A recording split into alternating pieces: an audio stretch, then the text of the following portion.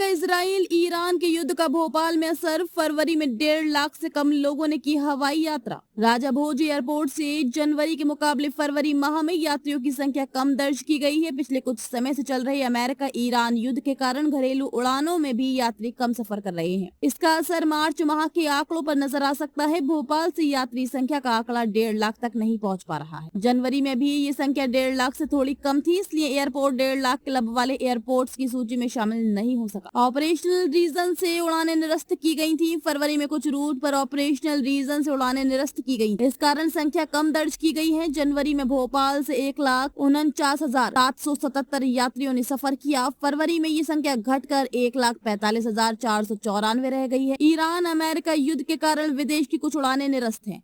भोपाल से इंटरनेशनल उड़ान नहीं है, लेकिन दुबई जाने वाले यात्री वाया दिल्ली मुंबई जाते हैं।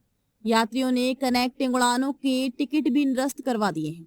मार्च में यात्रियों का आंकड़ा और कम हो सकता है। युद्ध के माहौल ने हवाई यात्रियों को डरा दिया है। होली के बाद दुबई, सिंगापुर और वियतनाम जैसे देशों के टूर पर जाने वाले लोग अब पैकेज निरस्त करवा रहे हैं। दिल्ली मुंबई जाने वाले यात्रियों की संख्या भी अचानक कम हो गई है।